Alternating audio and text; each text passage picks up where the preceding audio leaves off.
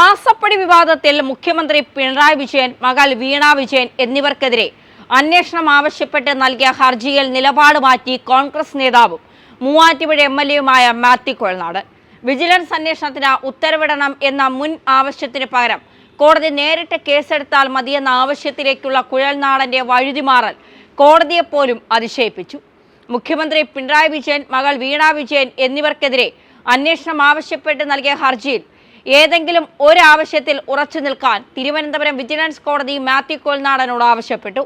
കേസിൽ ഈ മാസം 12-ന് കോടതി വിധി പറയും. അതേസമയം ഹർജിക്കാരന്റെ നിലപാട് മാറ്റത്തിലൂടെ ഹർജി രാഷ്ട്രീയ പ്രേരിതമാണെന്ന് വ്യക്തമാക്കിയിരിക്കുകയാണെന്നാണ് വിജിലൻസിനായി ഹാജരായ പ്രോസിക്യൂട്ടർ കോടതിയിൽ പറഞ്ഞത്.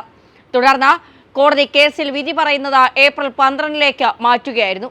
സേവനങ്ങളൊന്നും നൽകാതെയാണ് CMRL നിന്ന് വീണ പണം കൈപ്പറ്റിയതെന്ന് ചൂണ്ടിക്കാട്ടിയാണ് കുഴൽനാടൻ കോടതിയെ സമീപിച്ചിരുന്നത്. മുഖ്യമന്ത്രിക്കും മകൾക്കുമെതിരെ ഫെബ്രുവരി 29-നാണ് മാത്യു കുഴൽനാടൻ ഹർജി നൽകിയത്. കേസെടുക്കാൻ വിജിലൻസ് തയ്യാറാകുന്നില്ല എന്നും കോടതി ഇടപെട്ട് കേസ് എടുപ്പിക്കണമെന്നുമായിരുന്നു കുഴൽനാടന്റെ ഹർജിയിലെ ആവശ്യം.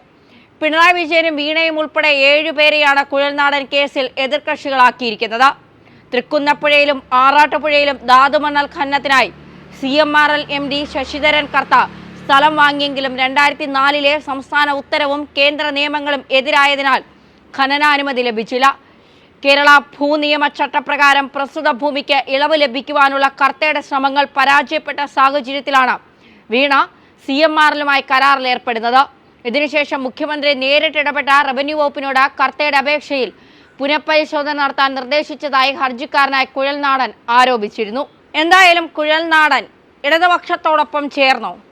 കുഴൽനാടൻ കോൺഗ്രസിനെ ചതിച്ചോ? നിരവധി ചോദ്യങ്ങളാണ് ഇതിൽ നിന്ന് ഉയരുന്നത്.